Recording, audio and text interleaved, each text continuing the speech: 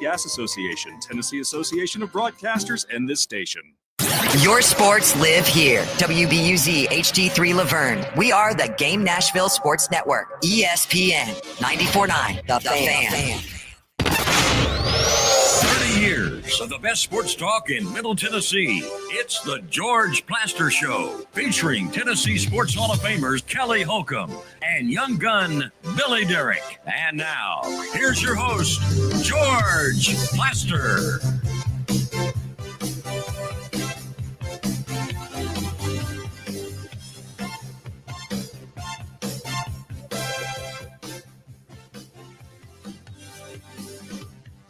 Hello again, everybody. Welcome in. It is a cloudy, overcast Tuesday, and based on the odds of what's been going on the last few days, by the time we get off the air, it'll probably be raining. I mean, it came down in buckets yesterday as we were leaving this beautiful Fordyce Center in Bellevue. The bottom fell out big time. We got a bunch of rain, which is good. Let's go to Murfreesboro, get Kelly Holcomb's weather update from down south. Kelly, how are you? Poured here yesterday as well, George. Good. That helped you. That's correct. I mean, hey, it's we're keeping the lawn mowing industry in business right now. There's no question about that. Big time. Big time. Sometimes this time of year it gets so dry and it doesn't rain that you don't have to mow the yard. But yeah, you're having to mow it now. We have not gotten to that the crack, snap, crackle, pop. Right. Not yet. Grass. Not yet. But there's always August. Yes. So what's going on in your world? Not much, man. Not much is going. Just trying to stay healthy, trying to stay in shape, trying to stay limber. That's what I'm doing. Okay. Yeah. Stretch every day, baby. Okay. Well, good. Keep it up. Trying. How are you today? Was gonna go hit some balls on the range today, but started pouring down rain, so didn't do that. I feel like why are you doing that, Billy? Have you got a match to play or something? Well, I'm just trying to get better. Oh, are you? Yeah. Okay. All right. Trying to get 10% better every day. Okay. Wow. 10%. I'm realizing golf is expensive, though. You can't. Golf's really expensive, and it's not getting any cheaper either. I broke a shaft the other day, and I had to go get it fixed, and it is not. It's not a cheap game. That's for sure. No, the other thing that's going on is as more and more people get into this area, the ability to get a tee time has gotten harder. Oh, it's gotten a lot harder. Yes, it has. Which, all things considered, might be good for me. I would say it would be. That way you don't get to play anymore. Absolutely. Just being honest. Okay, Billy, what kind of an update do you have? We got a good one today. Mm-hmm. It's brought to you by X Golf. You can find them out in Franklin, the new location at 209 South Royal Oaks. You can book a tee time now at playxgolf.com. Step into the future of golf with X Golf. Experience the most accurate golf simulator and elevate your game like never before. So when I sent you earlier today, the Open, sponsored by the Tennessee-Illinois Hoops game, with tickets on sale now at Ticketmaster.com. It's possible that you didn't pay any attention to that. Little pilot error there. Yeah, that's I'll take the blame for that. Kelly, what about that? Well, normally in my field of work, that's a C note, so that's $100 fine. It's just the way it is. We're up to $1 million. Taking on some water early. I'll make that correction. I do want to note that 28 years ago today, Greg Maddux threw a 78-pitch complete game against the Chicago Cubs, which is unbelievable to think about now.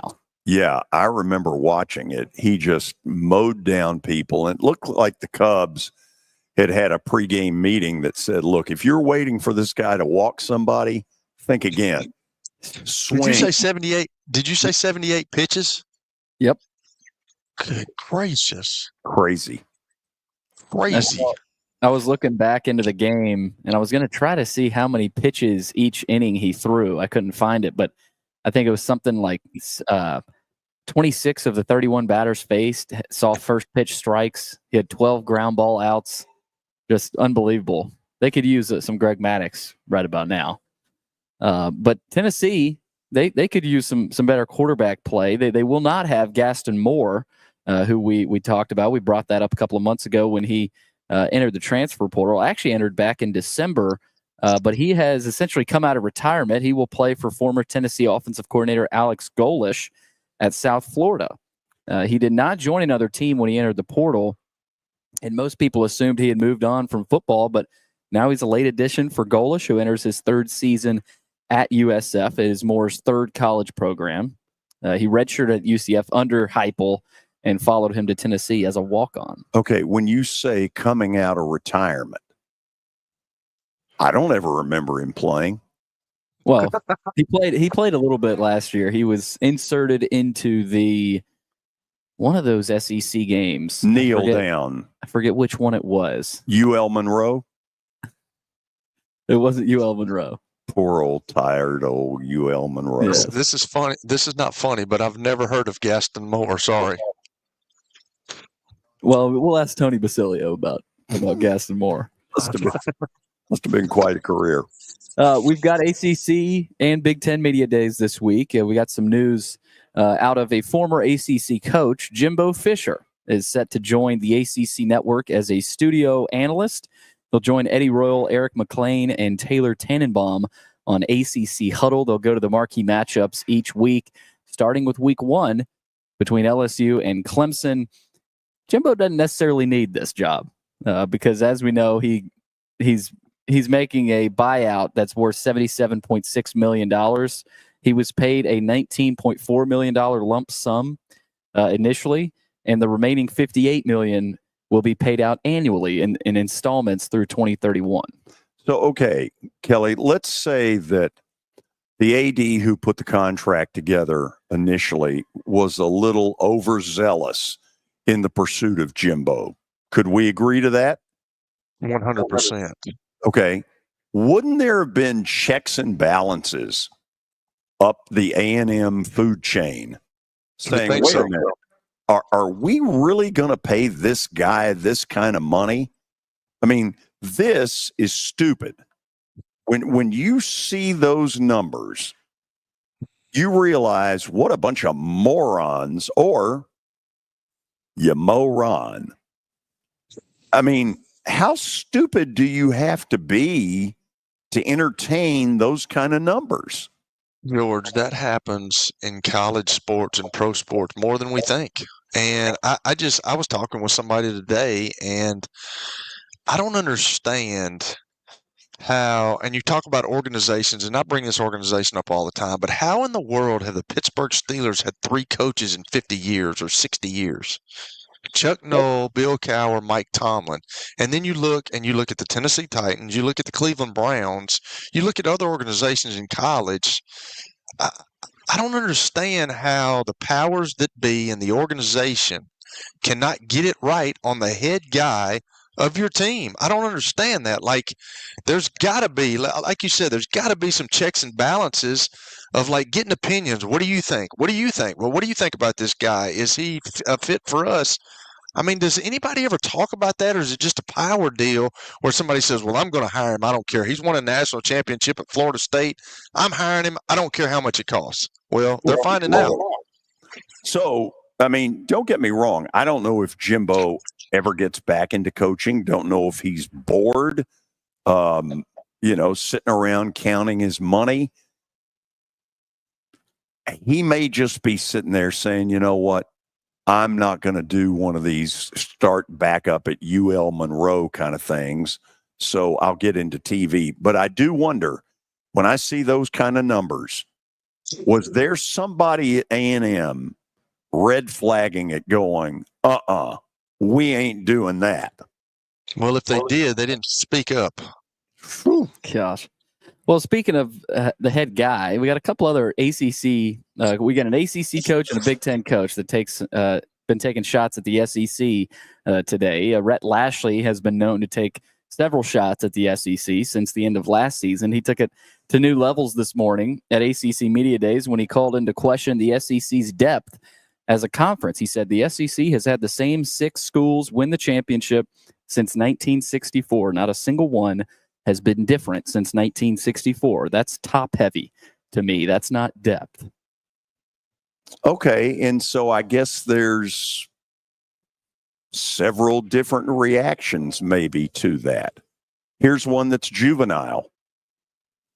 He's coaching the only team in the history of mankind who has cheated enough to get the death penalty. That's all you got to say. I mean, True. Okay, so what's the point of that? Just running his mouth. The young guy running his mouth who's bitter because he's not in the SEC, probably. Because he was at Auburn under Gus Malzahn, and that didn't particularly end well. But another coach that's running his mouth is Kurt Signetti. He was asked about dropping the Virginia home and home series. He said, in quote, "We figured we'd adopt an SEC scheduling philosophy," and mentioned how many SEC teams play FCS teams and that the SEC only plays 8 league games. So apparently that's what you do at Big Ten and ACC Media Days. Wow. Okay. We also have a media poll preseason for Conference USA. Western Kentucky picked to finish second. They got 131 votes, right behind Liberty. MTSU picked to finish 7th. They got 73 votes. So that's what you got for Conference USA. Also in the NFL, former LSU legend Tyrann Mathieu, known as the Honey Badger, has announced his retirement from the league after 12 seasons, played for the Cardinals, Texans, Chiefs, and Saints. He was a 3-time Pro Bowler and Super Bowl champion with the Chiefs. That's a solid career, really good career. Mathieu was a monster at LSU, as we all remember. But we're also going to hear from Titans brass, Mike Borgonzi and Chad Brinker. And they were asked today, I'm going to save this for later. You'll hear it later. But they were both asked if they fielded a team tomorrow, would they be good enough to win a Super Bowl? And you can say what you want about the question, but Brinker ended up saying, and actually Borgonzi ended up saying, look, that's the goal every year, but we know this roster needs a lot of work. Which is a fair answer. Yeah. Fair answer. So at least he didn't mince words. I like it. So that's what I've got. Okay. Let me ask you all this question because I'm going to bring it up when Tony Basilio joins us. Have you all seen the details of what the University of Memphis has trotted out to try to get the Big 12 to take them? $200 million. Right? Really? And supposedly, the Big 12 really has just sort of whatever. Yeah, brought it up yesterday, and obviously the Big 12 wants no part of Memphis. Look, I admire the fact that Memphis is trying desperately to think outside the box. I get it. And I kind of like it. I admire it. I mean, what they're doing is basically taking the SMU model, where SMU basically went to the ACC and said, look, we'll give you all this money. We won't take any of the TV revenue before like 2030, I think is the date. And the ACC bought into it. And so Memphis is trying that right now with the Big 12. And according to the story that I read, really hadn't gotten to first base on it. Wow. 200 million? 200 million. Now I get, look, what Memphis had going back to the year I was down there was FedEx and Fred Smith. And that's not necessarily chump change, but that's a lot of coin. I don't know what else they have to do to get in that league. Well, I guess. I mean, it sounds like they can't. There's nothing they can do. It kind of feels that way. Because if you're the Big 12, how are you going to turn around and say, you know what, let's double that if you really want to be in here? I mean, that's a lot of money. You know, I try to pay attention to what's going on down there. And I guess the timing of the latest basketball issues maybe didn't help. Yeah. Because they have kind of a rogue renegade image. They just do. And I hate that. I'd love to see them be able to get in a conference. I admire the fact that they have really thought outside the box to try to make this happen, but it sounds like it's no dice. Crazy story. It's not like they have a bad football program either. I don't know how much they would help the league, though. No, this is about trying to get themselves into a better position when Judgment Day comes. So we'll stop it here. We'll kind of get Tony's thoughts on it when we start the proceedings. Tony Basilio after the break, then retired University of Tennessee play-by-play voice Bob Kesling will join us at 4 bells, 4 o'clock. Got a lot going on. And then after Bob, you will hear a little bit of that Titans press conference that took place earlier today. This is 94.9, The Fan. When I got my first car, my dad told me, keep the gas tank full and my number on speed dial.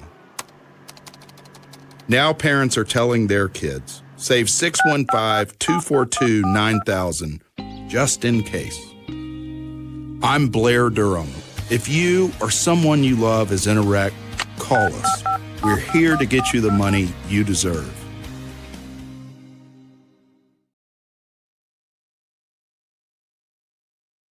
Attention, Big Orange Country. Tennessee and Illinois will square off Saturday, December the 6th at Bridgestone Arena. This is the rematch of a great college basketball game last season in Champaign that went right to the wire. And this one figures to be more of the same. Tickets are on sale now. You can grab your seats by going to Ticketmaster.com. That's Ticketmaster.com. Tennessee, Illinois. It's big time.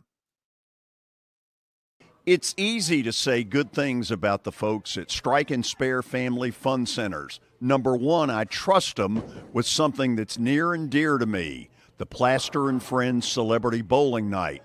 But more importantly, I see the fun people have.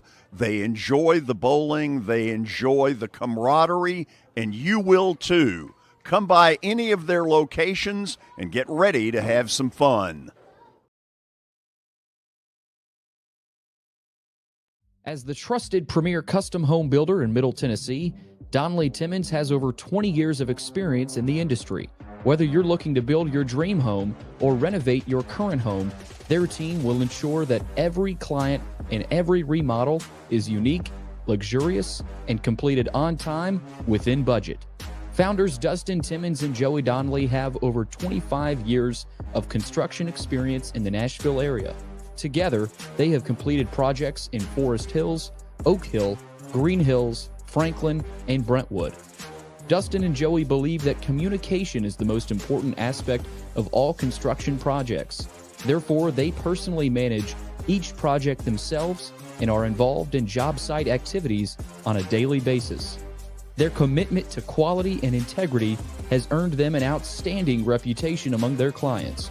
Contact them to set an appointment for a free consultation or to view some of their completed projects. Give them a call at 615-456-7983 or log on to DonnellyTimmons.com. At Wilson Bank & Trust, we believe you shouldn't have to choose between personal service and digital solutions. As your local independent bank, we're proud to offer the relationships and trusted service you expect, along with the tools and technology that keep you moving forward. So whether you're growing a business, buying a home, or planning for the future, we're here to help. Because this isn't just where we work, it's where we live too. Wilson Bank & Trust, here to get you there. Member FDIC. Located in Old Hickory, Hendersonville, and Gallatin. If you need our services, please stop by and see us. and how convenient that we have that in the background. Now, seriously, these are good folks. They do really good work. Give them a holler. Looking for your favorite sports? How about sports? You follow sports? We probably have it. Just log on to the Information Superhighway. Oh, they don't call it that anymore? To start, press any key. Where's the any key? Head to theGameNashville.com. The password. We're in. You'll find what time your game starts and what station it's on. Oh, they have the internet on computers now. That's what's up. Your sports live here. What an age we live in. On the Game Nashville Sports Network. It's the George Plaster Show. Your sports live here on 94.9 The Fan.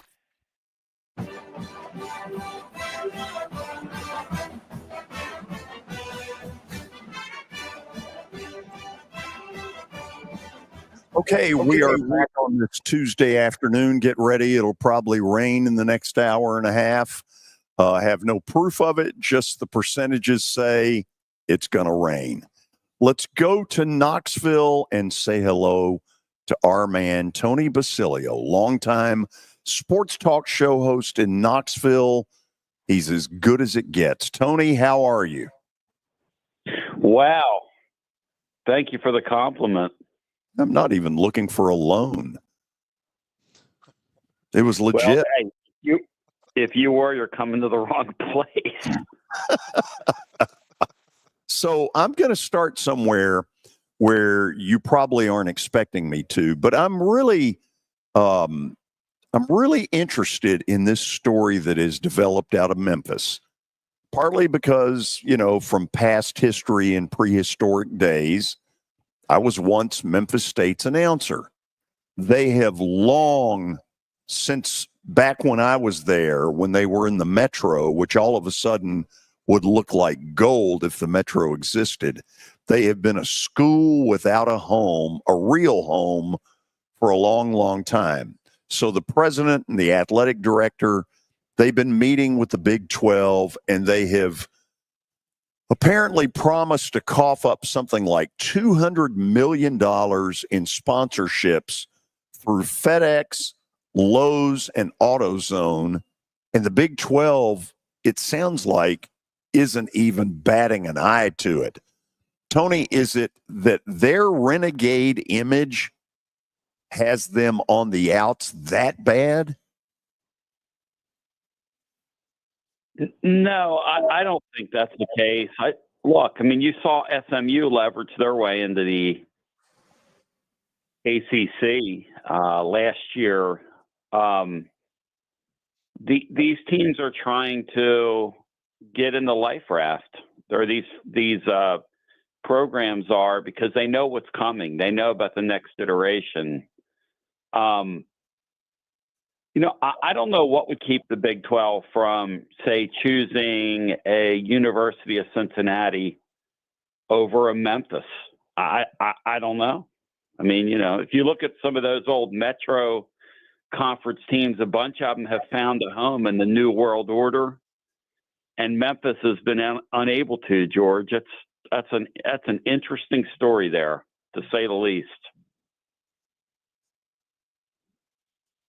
I guess for me, the antennas go up.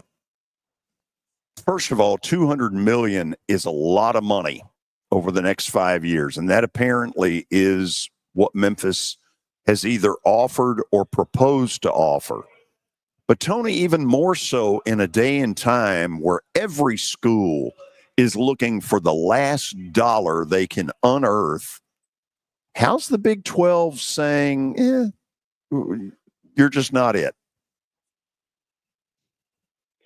I don't know. Maybe their calculus is that they figured, hey, we've split our TV revenue about as far as we can go. If you remember, SMU gained access into the ACC by saying to them, our terms are we take no TV revenue. I don't know. That's an interesting, or maybe they've got their eyes on somebody else. That I'll tell you what, that Earmark guy is pretty slick, George. He's if I'm going to bet on a third league surviving, I would bet on them over the ACC. By the way, not something I ever would have said 5 years ago, 10 years ago. It's crazy to think about that in the new landscape, one day the ACC is going to be extinct. But I do think in the new landscape, one day the ACC will be extinct. If you're looking at that chessboard, if there are 3 power leagues, that amalgamation of teams in Texas because of that oil money are going to be really, really hard to overcome for the ACC. So if you're Memphis and you truly have this kind of sponsorship dollar kind of stuff available to you, because those are 3 heavy hitter kind of companies, once the Big 12 blows them off, should they then be turning to the ACC and saying, okay, you want it? You got it. Memphis,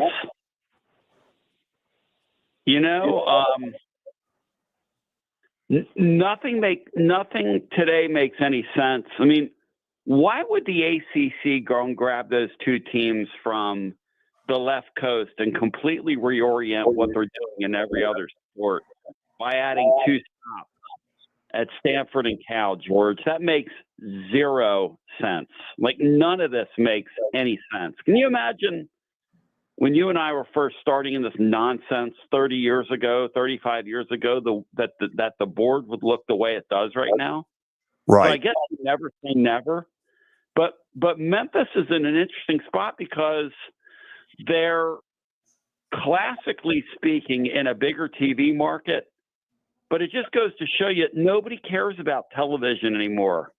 What they care about is how much engagement on social media can I get with your product? And it's no longer about television. It's getting ready to become about how many memberships can I sell? When we go to this new model that we're going to go to, these fan bases in the SEC, while the Big Ten has the big TV markets, and that certainly still is of value, what you have in the Southeastern Conference is you have a level of engagement that really drives these teams to get the best players in all these sports. And where does Memphis fall on that? Where do they fall in any of these sports? I mean, what about Memphis basketball? We're talking about the old Metro days. Think about how Memphis basketball is a shell of itself compared to what it used to be. Oh, look, you're absolutely right about that. And, that they sort of put all their eggs in Penny Hardaway's basket. It appears that, the rules be damned under that administration.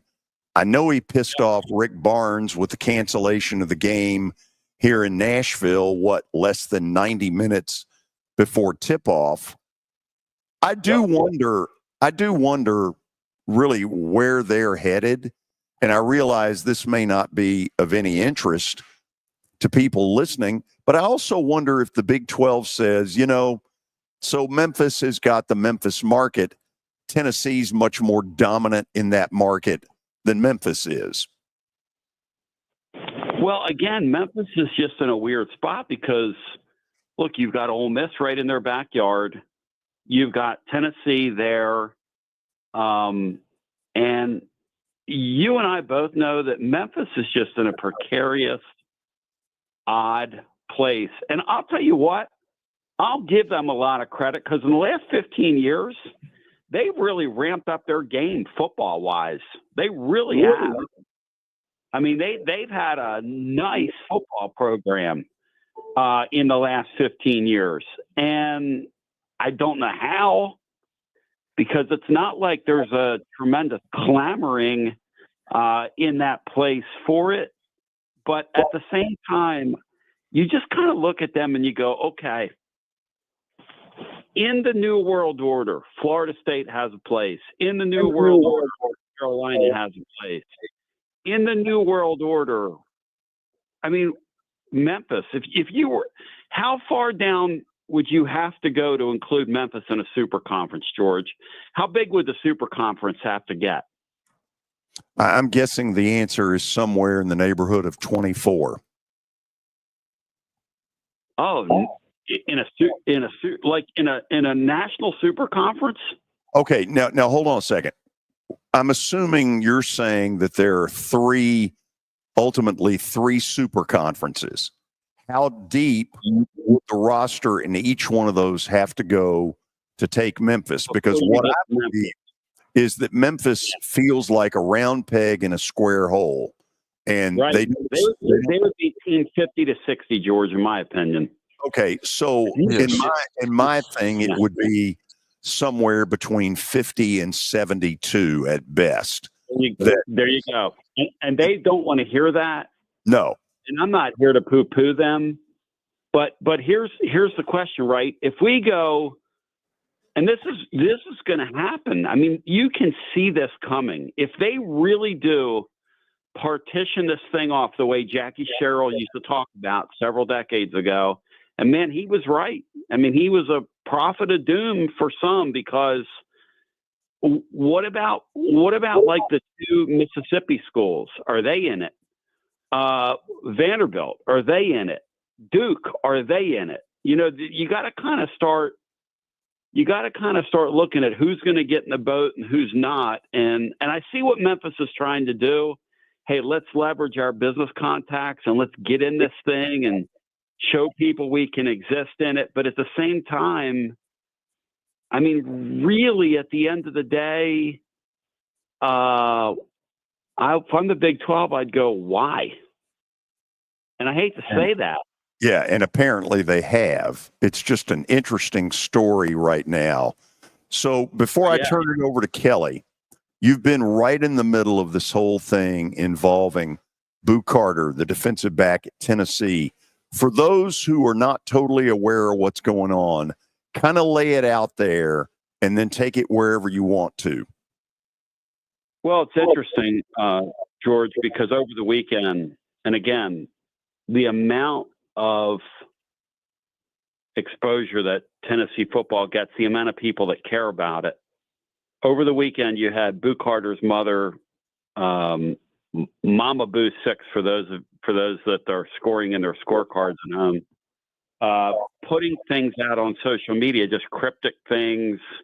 And then you had all kinds of rumors out there. And this is a kid that really flirted with Colorado back and in the winter. And then they gave him a big deal to keep him around. And then they promised him that they would try to play him both, on offense and defense. Very dynamic player as a freshman, obviously a special playmaker type. But this offseason has missed some team activities, has missed some workouts, has come late to some meetings, has generally been unplugged.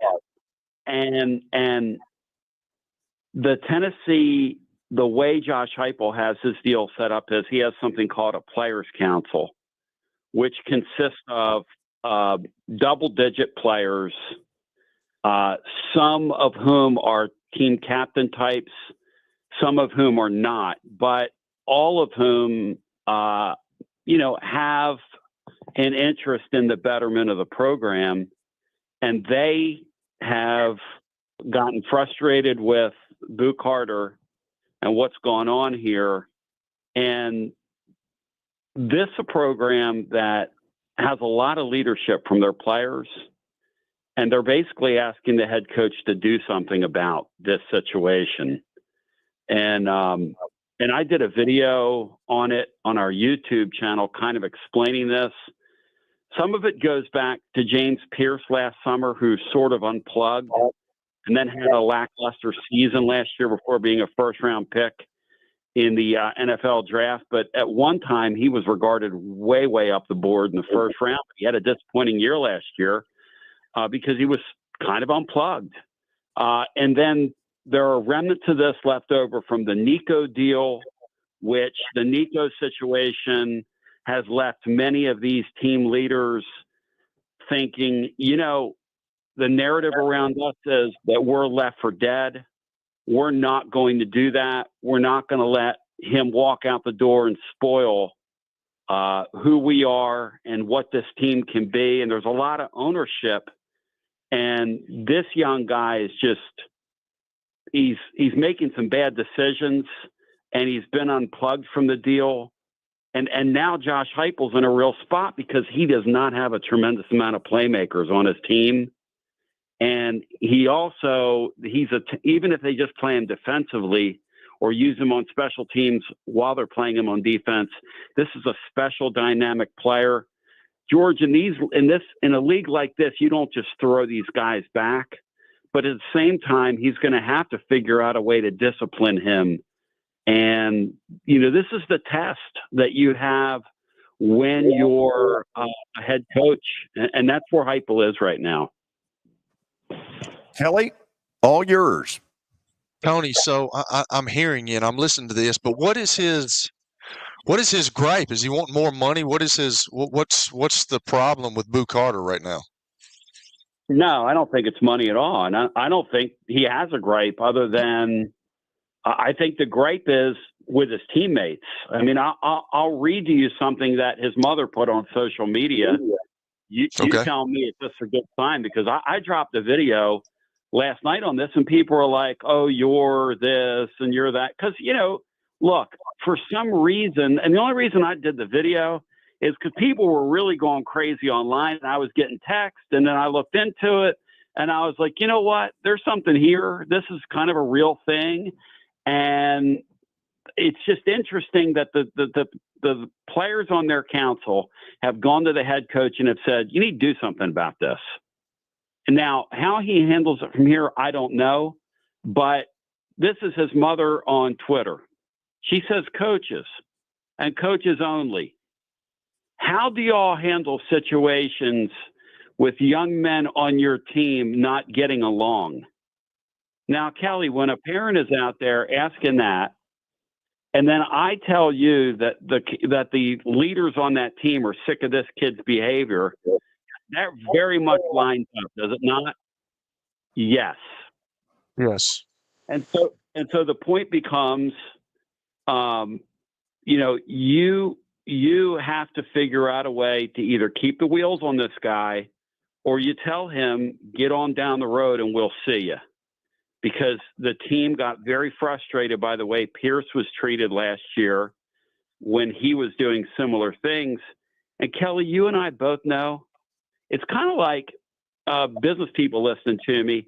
You got people that are in your office that are superstar salespeople, and they get away with a lot more than that person that just meets quota, that just gets in under the gun and has to go out and find a few accounts just to keep their job. That superstar salesman is going to get away with a whole lot more. And these great players are going to get away with a whole lot more than the average bear. And this kid has a lot of skill, and you're not going to throw him back. But at the same time, as a head coach, you got to have credibility in front of your football team, because if you let a guy get away with it and you let it for 2 years in a row, all of a sudden they're going to look at you and go, well, why am I going to these workouts? And that's where they're at right now. It's a very difficult situation for him.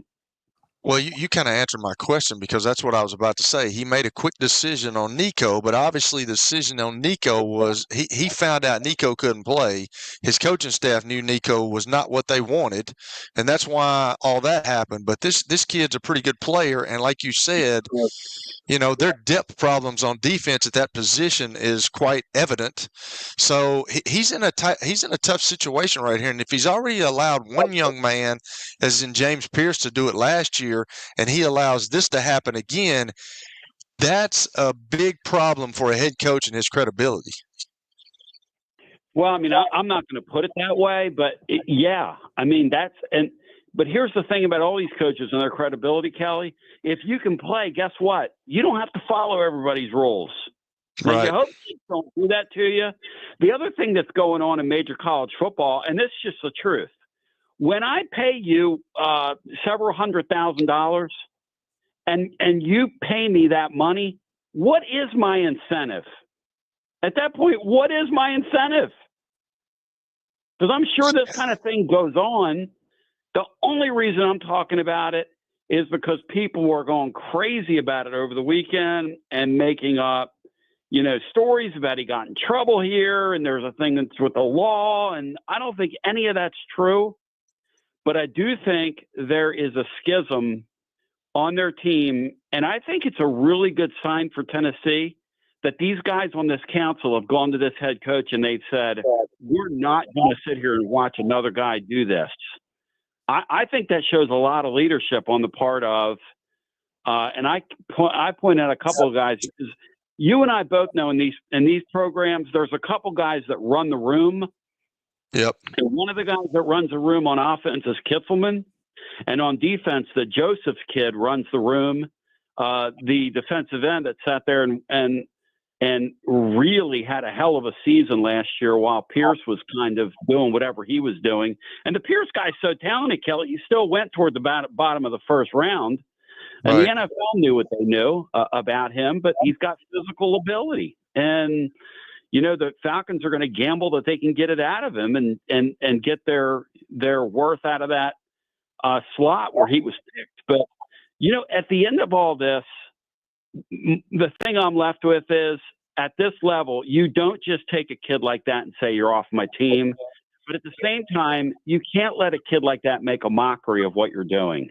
There has to be like a fine line there. It's going to be interesting to watch.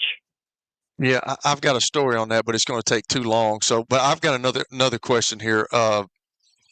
We had Chris Doing on, one of my good friends I played with a long time ago, and he's with the SEC Network. And Billy asked him a question about the quarterback position. And from what he said, I'm not too certain that Joey Aguilar is a shoo-in for the starting quarterback position. He said, from what I'm hearing from everybody, it's a nice competition, and he's not the shoo-in. So have you heard anything else about the starting quarterback position up there? Chris Doring, did he also share with you that he thinks that what was his pick about Oklahoma? He had some really crazy pick about Oklahoma. I don't know. Who knows? He said something about me too as well. But I just wanted to clear that up. I want to hear from inside the scoop about what's going on at the most famous position in sports, quarterback. Well, here's the thing, Kelly. I would be very shocked if you bring a guy in, pay him $1 million, and he doesn't win the starting job. The only way that happens, Kelly, is if Joey Football, who I've dubbed Joey Football, look, Joey Football is not going to not at least start that Syracuse game. Now, come on, Chris Doring. Paid the guy $1 million. We're back to this conversation we had. Unless they get into camp and the guy looks like me out there in high school. Hey, I agree with you, man. I'm just going on what he said. I'm just trying to make some sense of it. Answer me this: in on these teams, when you are the highly skilled player and you have great ability, do you play by the same rules that everybody else does? Well, here's a funny thing, and I'm going to say this. When you were talking about, the kids talking about James Pierce and all that, and he went into the first-round pick, I remember a story when I was playing. Jimmy Johnson was coaching. He was in his heyday. They were winning 2, back-to-back Super Bowls, and somebody said that there was a deal where he was in there watching film, and Troy Aikman and Emmitt Smith were both asleep. Do you think Jimmy Johnson hollered at them? No, he hollered at the guy 2 seats next to him to get up, and that woke Troy up. And then he was asked that story a long time ago, and he said, "Why didn't you say anything to Troy and him?" And he's like, "Those 2 guys are in the Hall of Fame. They're players. The other guy wasn't. What you think I'm going to holler at them?" And that's kind of what you're talking about. The other guy is Curvin Richards from the University. Is that who it was? Oh yeah. Yeah. George. But that's true. I mean, coaches handle players differently, and that's. But I will say this: like if Josh Heupel is in that situation right now, and there's some tension there in the room with his kids. You got to be careful with that, and you know that. We all know that as a coach. You cannot lose respect to that locker room, because if you do, which I feel like what happened in Texas A&M with Jimbo Fisher, and eventually he got fired from that, but I think he lost credibility in that locker room. Oh, listen, and I think it's a very interesting thing, because certain programs you can get away with it. Like, look at all the stuff Georgia's had happen off the field, and they just keep right on ticking. But certain spots, especially when you install one of these councils and you tell these kids, "Hey, you have power," and then they come to you and they say, "Coach, this guy over here." That's why I believe his mother's putting that on social media. Because this guy over here is saying, "Hey, coach," these kids are saying, "Hey, coach, this guy here is not doing what the rest of us are doing. You need to do something about this." The council has spoken, and I believe that's what his mother's talking about when she says, "Coaches out there, how do you get the players to all get along?" Well, one thing I would say is it'd be really nice if the players came to the practices, did the workout, showed up for the meetings. That might help the guys to all get along. You know what I mean, Kelly? Well, I understand that. Today, in today's game, guys don't want to speak up. They go to the coach and they do all that. I remember when I played, when you did stuff like that and you were getting people in trouble and you were causing people not to win games, you were going to get hit in your mouth and you were going to get said something to by a player, not a coach. The players handled it. And in today's society, in today's world, that's tough for guys to do. They just won't do it. Oh, man, some of the stories I heard about guys meeting people around back and just taking matters into their own hands. You'd call the authorities today, Kelly, if something like that happened. Oh, absolutely. Billy, do you have a question for your dad? I do. Tony, we saw the Nico situation. We're hearing about Boo Carter. We've got Joey Aguilar coming in. Everybody's got to get used to him under center and leading the team. Are you worried about the locker room in Knoxville at all right now? Heck no. If anything, I think it's one of the best locker rooms they've had in a while. Listen, that thing with Nico galvanized them. That's my point here. Those guys we are not going to let Nico win. We're not going to let Nico Nerfball and his father part of I had a listener tell me that the guy had a family of 3,000, and I call him the nation of 3,000. We're not going to let Nico and the nation of 3,000 have the last laugh on this thing. They're not going to dine out and have a luau on over our dead body. No, these guys have committed themselves to have a great season here, and they don't want anything getting in the way of it. And basically, they've let their head coach know that. I think it's a great sign for the unity of their team and for the chemistry of their team and for the leadership of their team that they're doing this. Kelly, don't you agree with that that's a great sign? Absolutely. I mean, it's on a touchy situation right now, but I do. I think you have to be team-oriented. You have to be team-led, and guys have to step up. And if they're saying that, and you saying that it got galvanized, which I believe you about that, I think it's you got a healthy locker room. There's no question.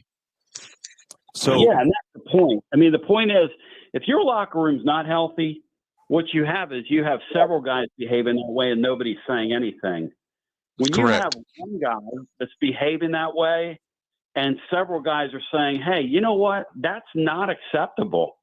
I love hearing that. I mean, that's one of the things, one of the reasons why, like when I did my video over on YouTube and dropped it last night, I was really trying to impart that to the fans that, hey, you can feel good about this team. These guys here have taken a sense of ownership, and they do not want to let Team Nico win. They don't want those people having the last laugh. They don't want him to walk out the door and then they go out and go 6-6, and everybody says, "Oh, look at poor Tennessee. Look at what happened to them." That's not what these guys want to see happen this year. Tony, if a person in Middle Tennessee has never heard you before, other than right now and they really like what they're hearing, how can they listen to you? Well, first of all, I'd ask them what's wrong. Why would you ever like what you're hearing? But secondly, if that's the case, tclub.team is where you find us. Again, tclub.team. And George, it's always a pleasure, my friend. Tony, it is a pleasure on this end as well. Talk soon. Thank you, brother. A lot to get to after the break in what will be one of the shortest segments in the history of segments. Then, shortly thereafter, retired University of Tennessee play-by-play voice Bob Kesling will join us. Then you'll hear a little bit of the Titans press conference today and some of the stuff that went on around it. This is 94.9, The Fan. When I got my first car, my dad told me, keep the gas tank full and my number on speed dial. Now parents are telling their kids, save 615-242-9000 just in case. I'm Blair Durham. If you or someone you love is in a wreck, call us. We're here to get you the money you deserve.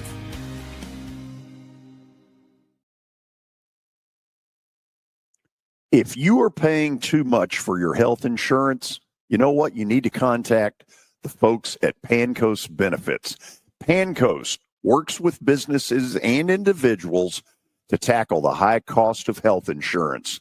Whether you're a business owner, large or small, self-employed, between jobs, or over the age of 65 and in need of a Medicare plan, Pancoast can help. They make understanding your benefits less difficult and more personal. So check them out today, pancoastbenefits.com, or call them at 615-292-3400. Attention, Big Orange Country. Tennessee and Illinois will square off Saturday, December the 6th at Bridgestone Arena. This is the rematch of a great college basketball game last season in Champaign that went right to the wire. And this one figures to be more of the same. Tickets are on sale now. You can grab your seats by going to Ticketmaster.com. That's Ticketmaster.com. Tennessee, Illinois. It's big time. Nashville Sounds Baseball is back in Hit City for the 2025 season. Create a summer of memories at the ballpark with weekly giveaways, fireworks shows, and more. Tickets are on sale now.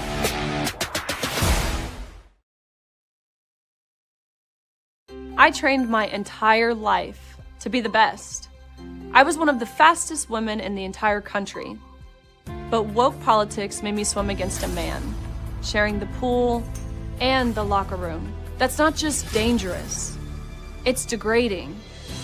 Thank God for Marsha Blackburn. No one fights harder to protect us. Marsha Blackburn will always stand for strong women because she's one of us. I'm Marsha Blackburn, and I approve this message.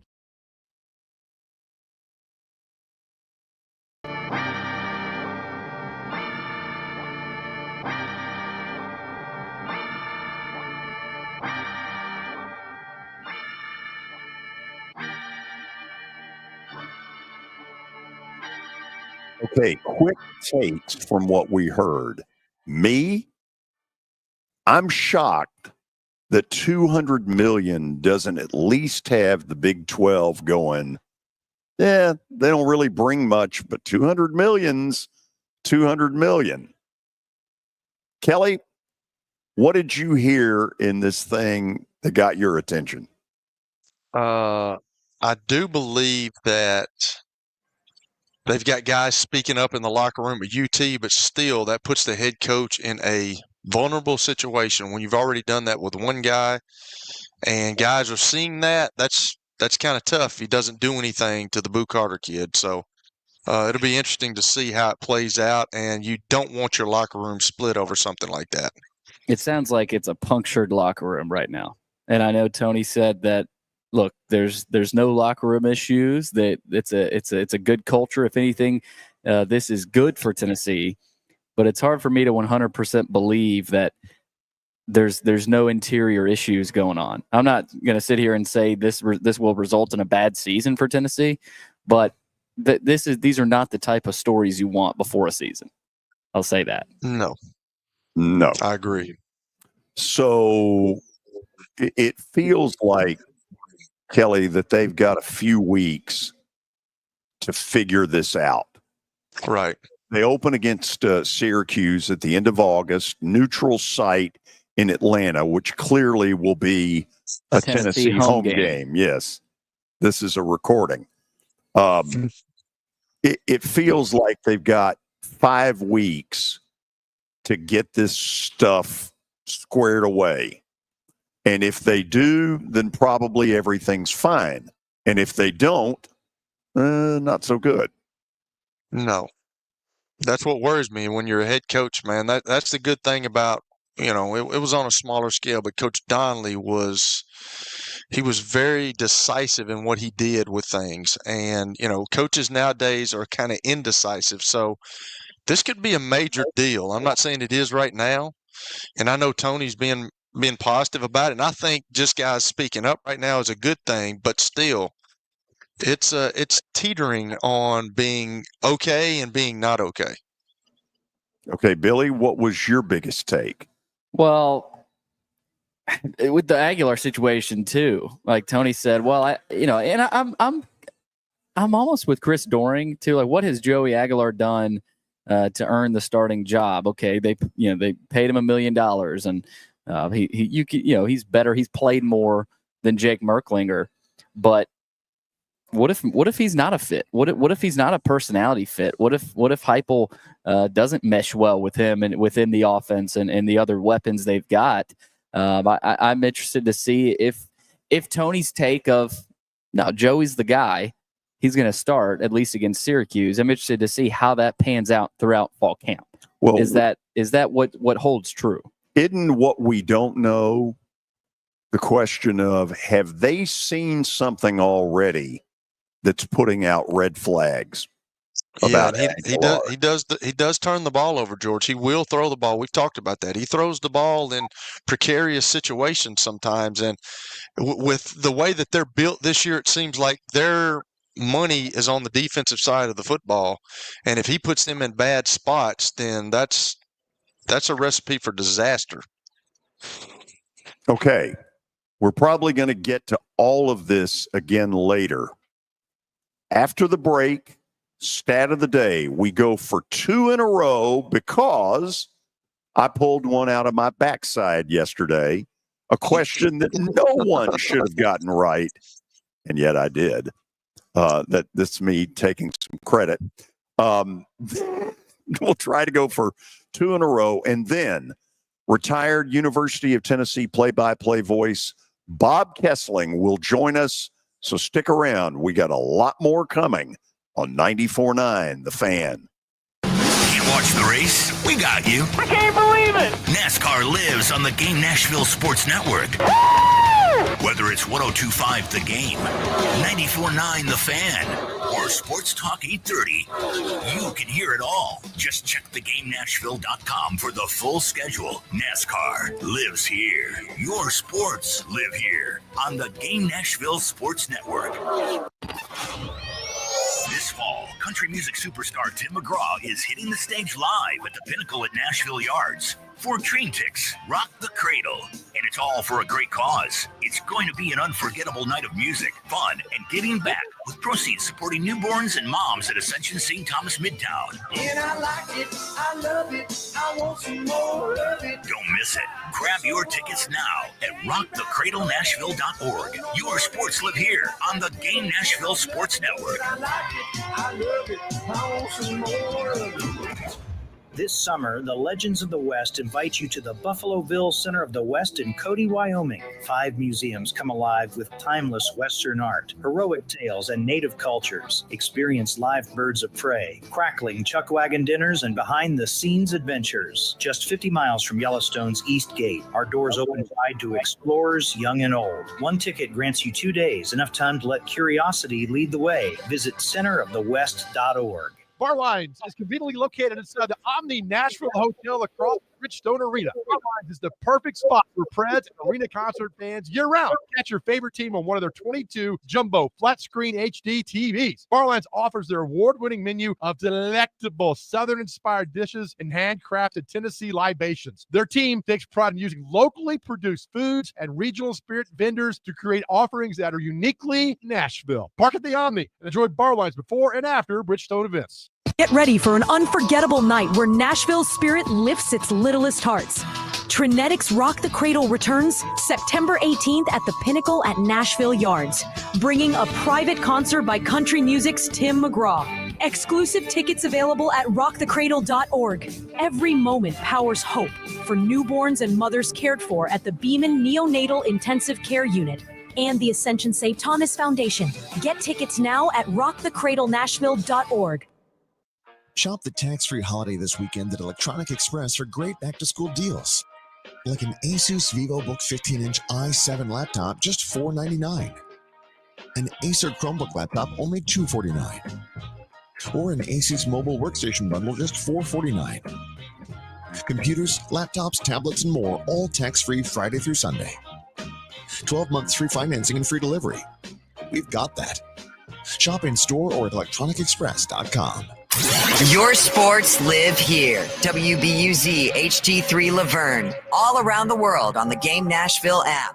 We are the Game Nashville Sports Network. ESPN 94.9. The Fan. A Cromwell media station. It's the George Plaster Show. Your sports live here on 94.9 The Fan.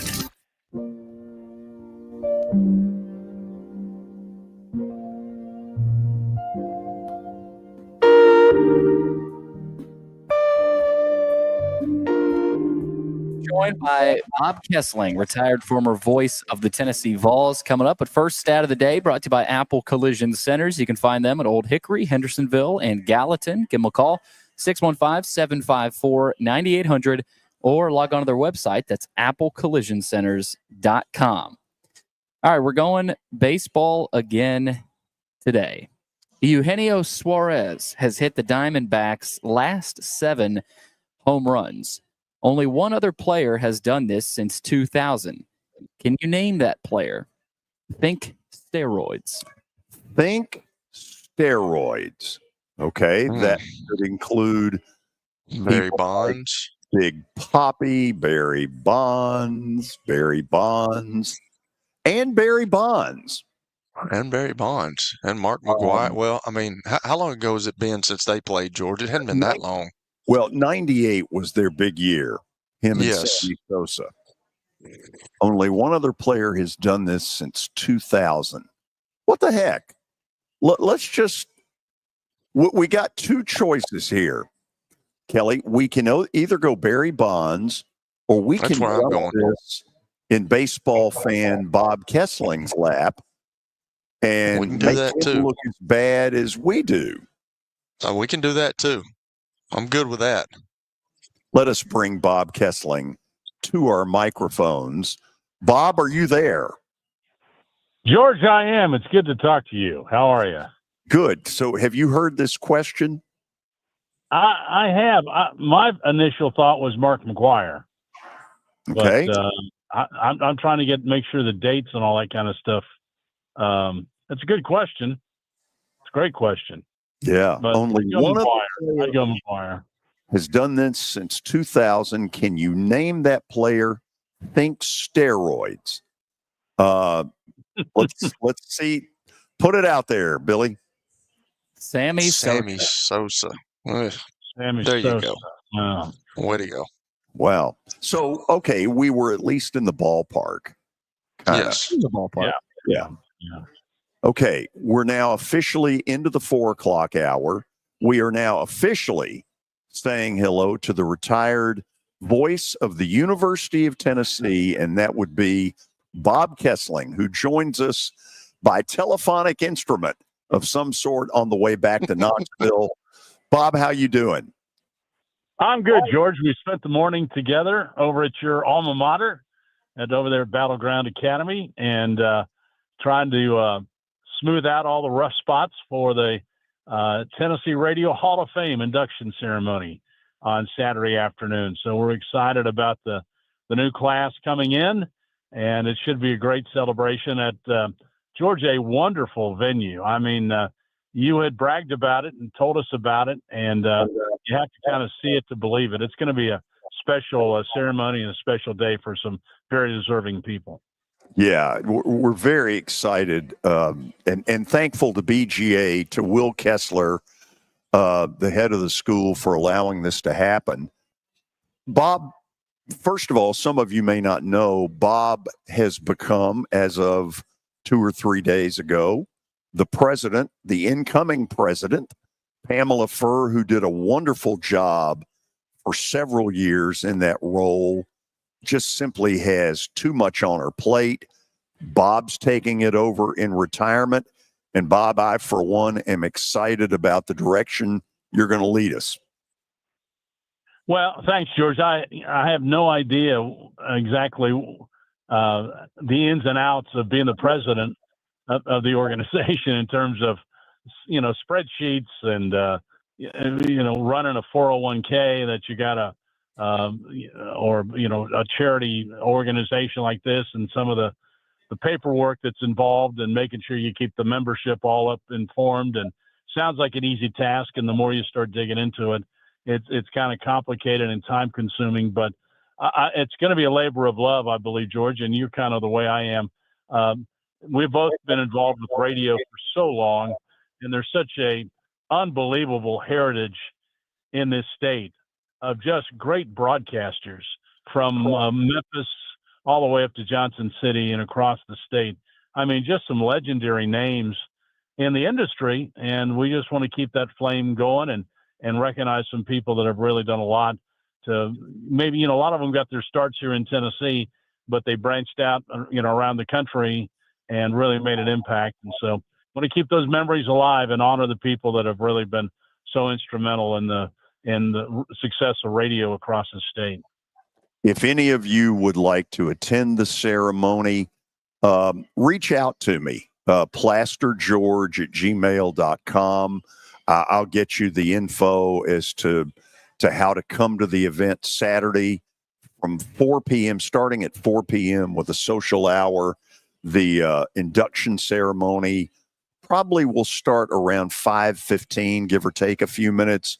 So we should have you out of there in time for whatever nighttime activities you may have going.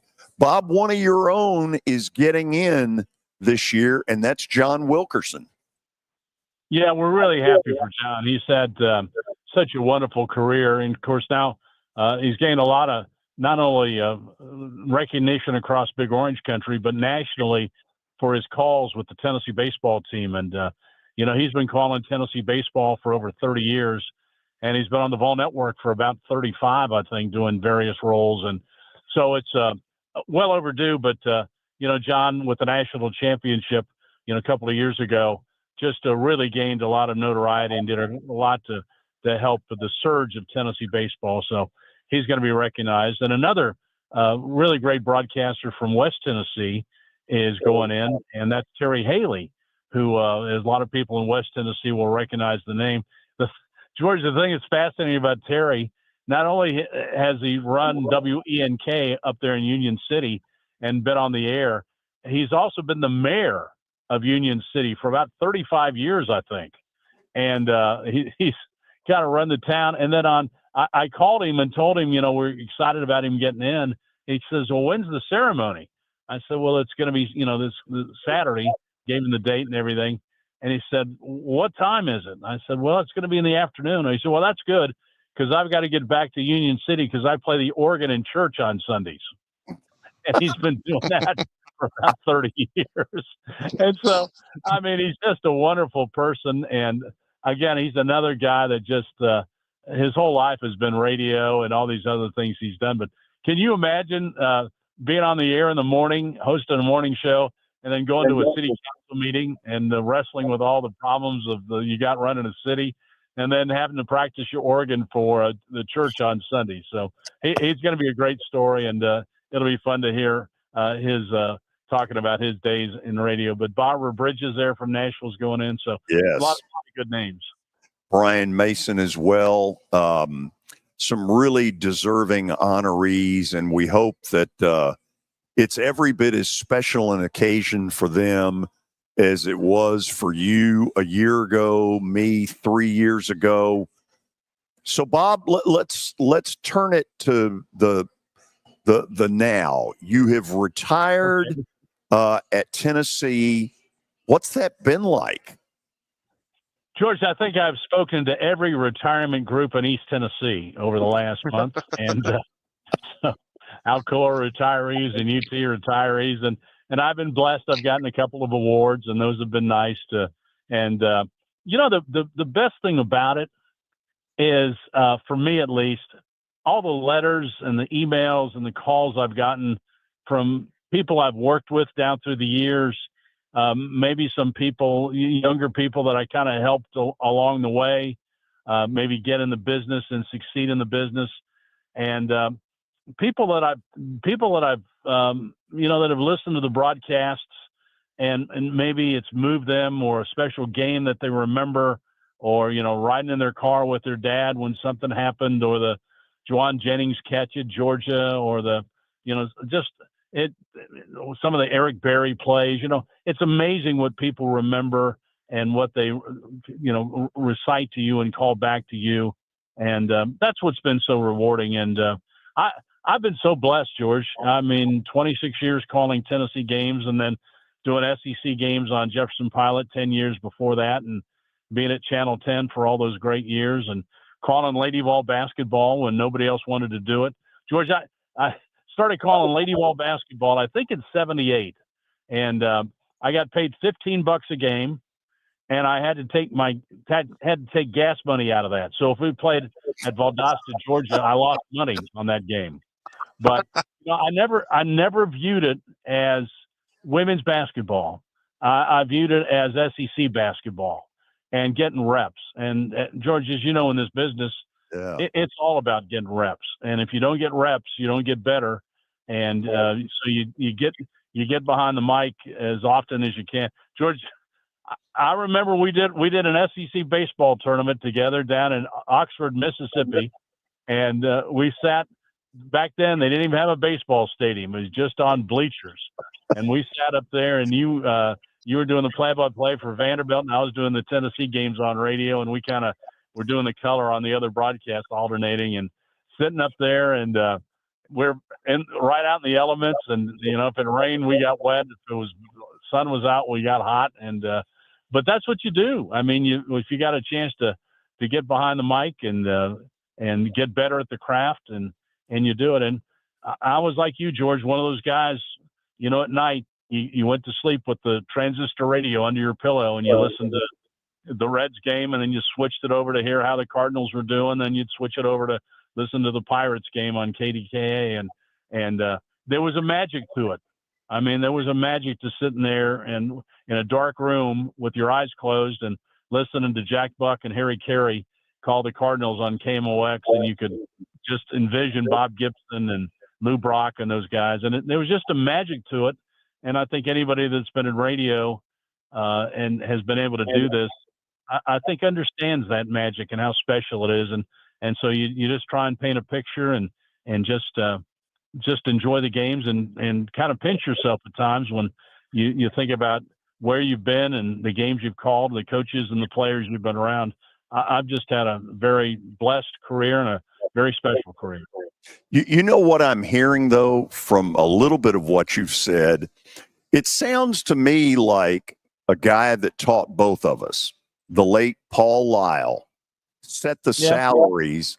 I got 25 a game for doing Father Ryan football in college. You got 15 a game for Lady Vols. It sounds like Paul Lyle established the scale. My first job on the Vol Network, I was the film editor on the Bill Battle Show. And so back then, all the footage was on film, and there was no videotape. And so they'd shoot the first quarter, and I'd run the film across the street to the communications building, and Mac would start processing the film. Then I'd run back across the street, and I would get the second quarter film, and I'd run that back over. And by the time I brought that film to Mac, he had processed all the first quarter, and then I'd go through, and when the camera would stop, there would be a flash frame put on the film, and my job was to take a pair of scissors and cut that flash frame out, and then glue the film back together. And that was my job. And by God, I was going to be the best film editor in the SEC. But I was the first guy to watch, Condridge Holloway, running the film back and forth, watching him play football and watching those, good teams back there in the mid '70s. And it was fascinating. And I think I got paid $15 a game to do that from John Ward, and Ward thought I was overpaid. So that tells you a little bit right there. When I get done editing the film, then John would come in and write the script. He and Ernie Robertson, who was the director of photography, they would pick out which highlights they were going to run, and then they put the whole thing together, and we'd go over to Channel 6 in town, and at midnight, after they did the 11 o'clock news, then we would tape the Bill Battle show. And of course, there was no satellite at that time, and so Channel 6 would make dubs of the show. And when they got the dubs rewound, then there was a driver that would get in his car and drive the tapes to Nashville, Jackson, and Memphis. Another guy would drive the tapes to Chattanooga and to Atlanta. Another guy would go to the Tri-Cities and Asheville so they could run it Sunday morning, the Bill Battle show on Sunday morning. And that's how they distributed the shows back in those days. Tells you a little bit about how we've come along with technology from those days. But I learned a lot during the bare bones of broadcasting back then that served me well. But I learned a lot by just kind of sitting there and observing and watching and trying to learn as much as I could. Oh my God. Kelly Holcomb is part of this show. Kelly, you got a question for Bob? Well, yeah, I'm just interested in listening to all this. I was going to tell you just to keep going with Bob, but you showed us a picture of John Ward. What was it like, Bob, of working with him and then later taking over for a legend? How was that? I'm not going to tell you it was easy because, like they tell you, Kelly, you don't want to be the guy that replaces the legend. You want to be the next guy. Right. But when the opportunity came, I thought, it's my alma mater, and this job only comes open about every 30 years. And if I ever want to do it, I better do it. But it was interesting because there was people were so accustomed to how brilliantly John called the games, and the give 'em six and all those type things that he did. And so I was kind of thinking when I took over, what should I do the same stuff? Should I call the games the way John called it? And Doug Dickey called me into his office one day, and after he hired me, and he said, "Listen, I just want to let you know, there's only so many ways you can call Touchdown Tennessee, and I'm not hiring John Ward II. I'm hiring Bob Kesling. So call the games like you think they ought to be called." And he was right. You just go out there, and you can't be a phony. You got to call them the way you think. And there's a reason that I got the job, and I had to stay true to myself and just I had to be myself and just call the game. Now, knowing that, that some people were going to like it and some people weren't going to like it because you're not John Ward, and they've listened to John Ward their whole life, and that's what they want to hear. So you had to understand that you were going to get some of that, and that you had to have kind of a tough skin. But I think also I had to have the confidence in myself that if it didn't work out, I could get another job. And I'd been calling SEC games on Jefferson Pilot before that, which was a plum job in the Southeast for sure. And so I had the confidence that it didn't work out, that I'd be able to find something else. But I was also very confident that I could do the job, and there was a reason that Coach Dickey hired me, and I'm indebted for him to have confidence in me. He took me to lunch my very first day at UT, which was July 1st, 1999. And we went to Naples there in Knoxville, which is no longer standing, but it was his favorite restaurant. And we were sitting there, and he said, now, Bob, I'm going to tell you, some people are going to tell you you're the greatest announcer that's ever lived. Well, that's not true. I mean, you're somewhere in the middle here. He said, some people are going to tell you you're the worst announcer that's ever lived. Well, that's not true either. You know, you're not way down here at the bottom, but you're somewhere around here. He said, just don't listen to what they say. Go out there and do the job the way you think it should be done. And just to let you know, there's only one person that you have to please, and that's me. As long as you please me, you'll be in good shape. So go out and do the best job you can. What a great story. Awesome. Oh yeah. Gave me a lot of great confidence. So Coach Dickey was a remarkable boss and a leader, and he hired you to do a job, and then he got out of the way and let you do the job. Billy, you got one for him? Bob, I can't help but ask about your old partner Bert Bertelkamp. Obviously, him that I'm going to miss hearing you guys calling Tennessee basketball. What was that like working with Bert? And I think everybody's going to miss the money calls. It was just such a blast watching you guys. What was it like over the years, and what are you going to remember most about working with Bert? You know, Bert loved and still loves Tennessee basketball. And, we did TV. People don't remember. We did some TV games. Yes, Vol Network used to have a TV package, and we do some pre-conference games. And so I was looking for somebody to do the games with me. Well, Bert, had season tickets on the third row at midcourt. So I thought, well, heck, and he's there every game. And so nobody's more invested in basketball than he is. So we did the TV games. Well, then it came time we got the radio opportunity. And so Edwin Huster, who at that time was running the Vol Network, and he calls Bert and I in, and he said, now, Bert, I'm going to tell you, you can't get on there on the radio and coach the team. You can't get on the radio and criticize the officials, and you can't get on the radio and say we. And then Bert looked at Huster and says, I'm not your guy, because I'm going to do all three of those. And then Huster said, well, okay, well, we can handle that. We were in Florida one time, and this is back before they redid the O'Connell Center. And so they kind of pushed the bleachers back, and the Rowdy Reptiles are hanging over the bleachers there, and they're down there yelling at you. And of course, you don't look up. If you look up, you're done, because then they just add on. So I kept telling Bert, don't look up there. Don't look up there and say anything to him, because it'll get worse. Well, they had all of Bert's stats. They knew how many free throws he'd missed. They knew what his shooting percentages were, how many games he'd lost. All these. They had all these negative stats, and they're yelling. I said, gosh, they're yelling at Bert. Why don't they yell at our players? They're getting after Bert. So anyway, Isaiah Victor hits a baseline jump shot in overtime to beat Florida down in the O'Connell Center. And all of a sudden, Bert turns up to the Reptiles and said, what do you think about that? And I thought, oh, hell, we're going to battle our way out of here tonight. And so I jacked over my head, and I said, here it comes. And then the popcorn boxes and everything came down on us.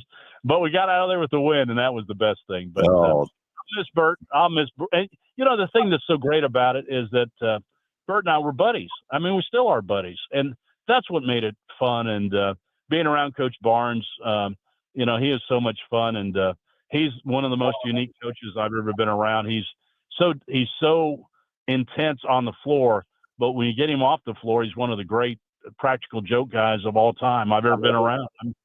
He's hysterical. And I'll tell you one quick Barnes story. Chris Ogden was a coach that he came, from Texas with him.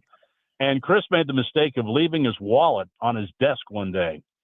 Barnes gets in there and gets his wallet, takes the credit card out, calls the florist, orders about $150 worth of flowers, and then on the card, it was sent to Chris's wife. It said, "Dear Amy, I'm so sorry. Love, Chris." Who does stuff like that? I don't know. Oh, that's hilarious, Bob. This has been fabulous. Yeah, he does stuff like that all the time. But we love him, and he's a great coach. And my only regret is we didn't make it to a Final Four with him. And I thought last year we had a really good shot. I would have loved to call a Final Four with him, but didn't get the opportunity, but I hope Mike and his crew gets a chance to do it this year. They're going to be pretty good. Bob, I'm looking forward to working very closely with you as we try to advance the Tennessee Radio Hall of Fame. Thank you for coming on. Thanks for your friendship. Can't wait to hear more of this kind of stuff. Oh, I appreciate you, George. And thank you for what you've done with the banquet this year. And again, it's Saturday, Battleground Academy at 4 o'clock. There's still tickets available. It'll be a fun afternoon to celebrate Tennessee Radio. Bingo. Thanks for coming on. Take care, guys. Thank you. That's the great Bob Kesling.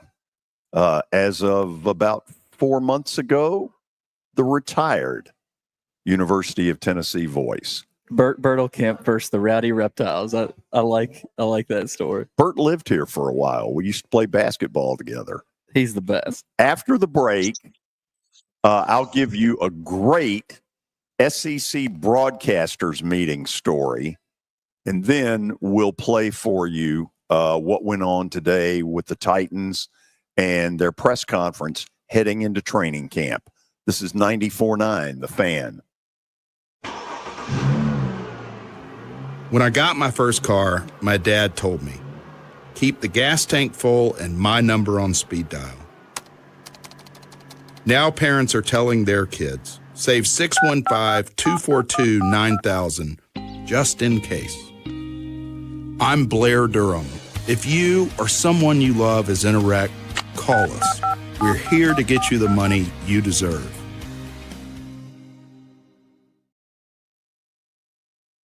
Attention, Big Orange Country.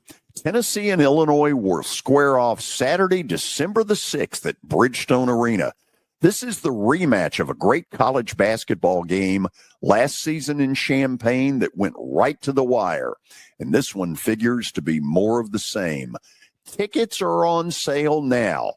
You can grab your seats by going to Ticketmaster.com. That's Ticketmaster.com. Tennessee, Illinois. It's big time.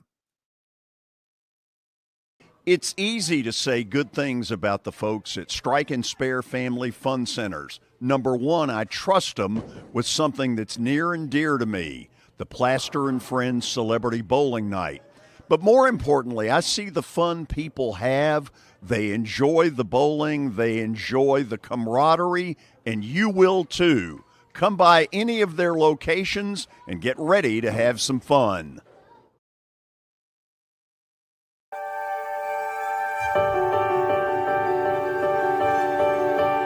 Are you ready to begin? Trevecca Nazarene University. From calling to becoming.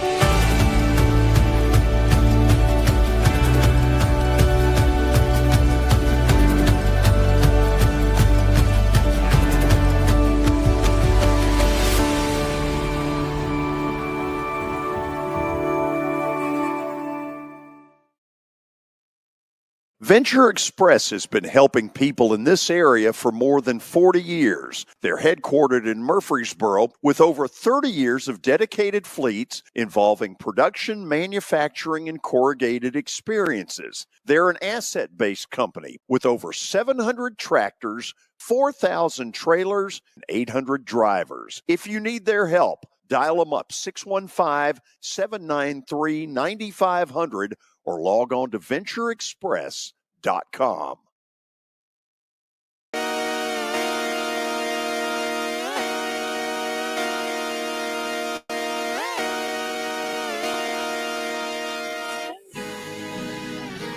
What in the world was that? That's what the kids listen to now, George. Is it? Yeah. Okay, well, that's wonderful. So we welcome all of you back. It's not raining yet, but give it time. I'm sure it will be at some point. So, Kelly, SEC broadcaster story. You ready? Yes, sir. This would be March of 1984.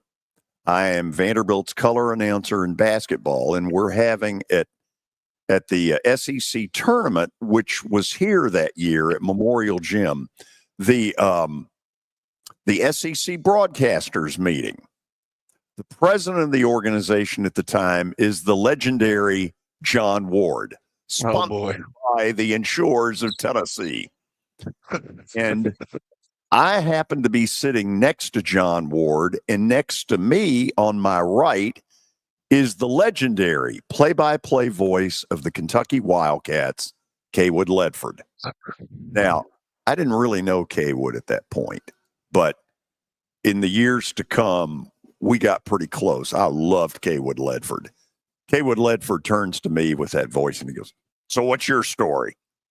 "No, hello, I'm Kaywood. So what's your story?" And I said, "Well, I've been listening to you since I was 8 years old." And he grabs his heart like he's having a heart attack. And he goes, "What the hell kind of answer is that?" He goes, "You're killing me." Nice. Loved Kaywood Ledford. What a beauty he was.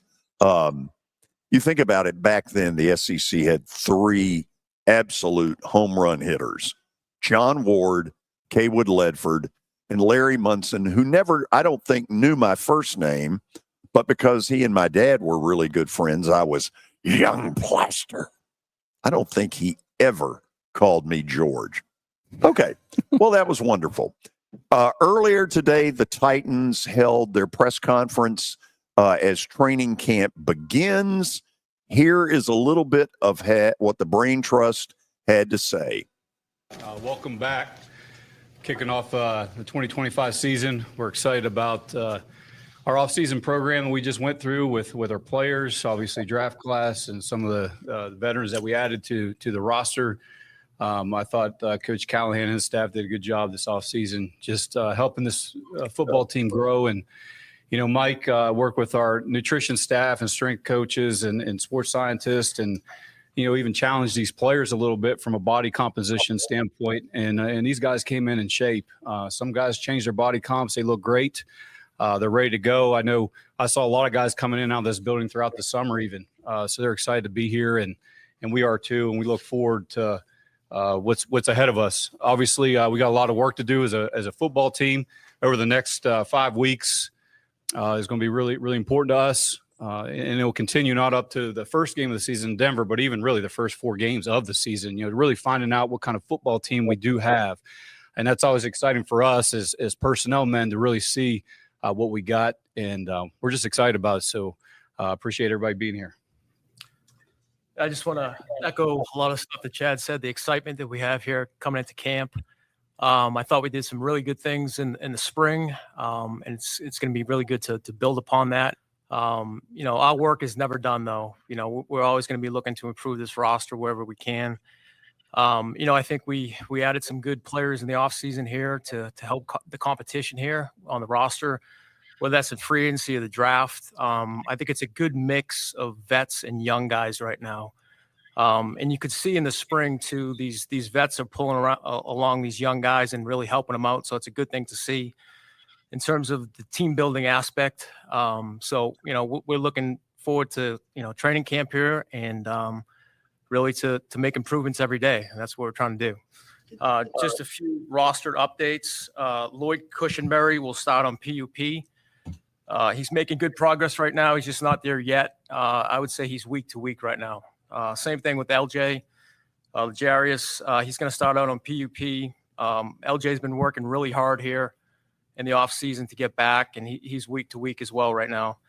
Will Levis, we put out a statement on him yesterday that he will have shoulder surgery and be out for the remainder of the season. And the other one is Lorenzo Carter, who notified us yesterday that he will be retiring. So we wish him well. So with that, I'll open it up.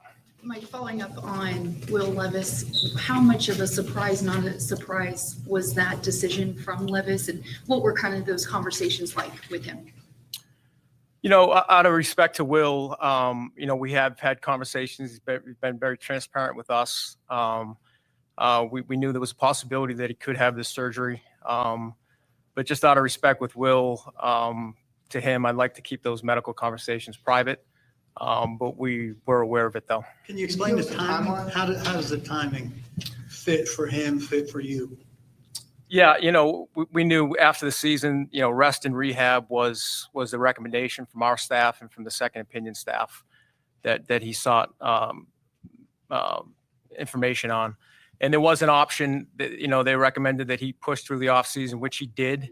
Had a really good offseason, and if he felt discomfort, that he would proceed with the surgery, and that's what he did.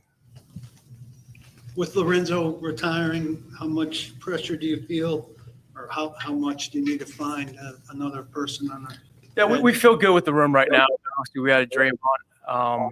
We drafted Femi Ardens here. There's a chance we could add somebody here at some point. I guess both of you like what you've seen from Cam through the course of the offseason. What do you hope to see from him here as camp begins? Yeah, just growth. I think, Coach has mentioned in the spring, he's really happy with the progression that he's had. And it's just really to continue to grow the playbook, the rapport with the receivers, reading coverages, all that stuff that goes into, playing in this league at the quarterback position. So, we feel really good about the progress that he's made and where he's headed. When do you feel like Will felt that he had, I guess, a legitimate shot at winning the starting job? And is there any chance that played a role in his deciding to go through this? You'd have to ask Will. There was competition. That's what we stated from the beginning. That's what we're preaching is competition, and nothing's really going to change with that. You mentioned some situation. This was initially a quad bruise, and he's now been out for, all of last year and now lingering into this year. Why has that been so troublesome? He did have a cleanup on his knee in May, which set him back a little bit, but he's making, progress here. He's really worked hard. He's been here during the summer. So, he's heading in the right direction. And like I said, we'll hopefully get him back here soon. Guys come back from cleanups in May to be ready for the start of camp pretty regularly, if I'm not mistaken. You saw the other side of the knee in Kansas City where the Chiefs gave up on him. What's the level of concern with him being able to be a contributor for this team come September, plus with the legal issues hanging over him? How good can you reasonably feel about him at this stage? Listen, I've keep in contact with LJ all the time. He's worked really hard to get back, and I feel really confident that he's going to be back. Can you kind of take us into what that working hard looks like? What are you seeing from him? What are the details you can give? Well, he's continued to be here to rehab. He's been here in the summer, which he didn't have to be. But he's continued to do that, to rehab and to really work. And I've been in constant communication with him. So, we feel good that he's going to be back here at some point. Is the hamstring over? Is the quad over with now? Is it all knee? Yes. Right now, he's working his way back from the knee procedure.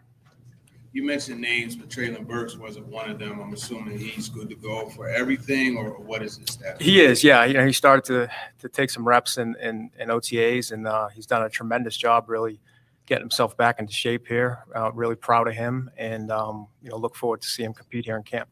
You're new to him, so you're just now seeing, what are some of the pros and cons that you've seen just in the limited interaction you've had with him? No, that he works really hard. I know he's a talented kid. He's just had some setbacks in his career so far.